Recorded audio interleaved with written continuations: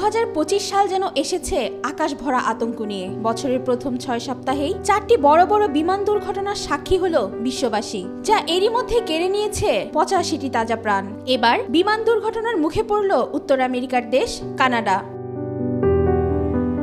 কানাডার Toronto Pearson বিমানবন্দরে delta এয়ারলাইন্সের একটি আঞ্চলিক জেট বিমান অবতরণের সময় উল্টে গিয়েছে। তুষারঝড়ের পর তীব্র বাতাসের মধ্যে এই দুর্ঘটনায় বিমানের 80 জন যাত্রী ও ক্রু সদস্যের মধ্যে 18 জন আহত হয়েছে। আহতদের মধ্যে 3 জনের অবস্থা আশঙ্কাজনক, যাদের মধ্যে একটি শিশুও রয়েছে।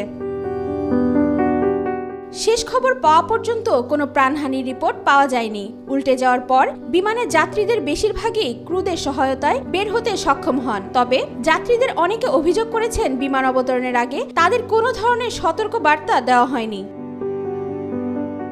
ডেল্টা এয়ারলাইন্সের সহযোগী সংস্থা এন্ডেভার এয়ারের পরিচালিত একটি CRJ-900 বিমান গতকাল সোমবার এই দুর্ঘটনার শিকার হন। দুর্ঘটনার পর ভিডিও ফুটেজে দেখা যায় বিমানের অন্তত একটি ডানা ভেঙে বিচ্ছিন্ন হয়ে গেছে। সোমবার সকালে পিয়ারসন বিমানবন্দর জানিয়েছিল তীব্র বাতাস ও ঠান্ডা তাপমাত্রার কারণে তারা সমস্যার মুখোমুখি হচ্ছে। সপ্তাহান্তের তুষারঝড়ে বিমানবন্দরে 22 সেন্টিমিটার তুষারপাত হয়, যার ফলে অনেক ফ্লাইটই বাতিল হয়ে যায়।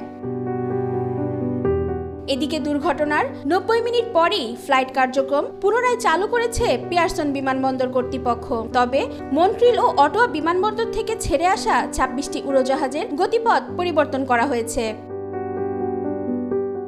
সাম্প্রতিক সময়ে উত্তর আমেরিকায় বেশ কয়েকটি বিমান দুর্ঘটনা ঘটেছে। ওয়াশিংটনে একটি সামরিক হেলিকপ্টার CRJ-700 যাত্রীবাহী জেটের সঙ্গে সংঘর্ষে 67 জন নিহত হয়। এছাড়া ফিলাডেলফিয়ায় একটি মেডিকেল ট্রান্সপোর্ট বিমান বিধ্বস্ত হয়ে কমপক্ষে 7 জন এবং আলাস্কায় একটি যাত্রীবাহী বিমান বিধ্বস্ত হয়ে 10 জন নিহত হন।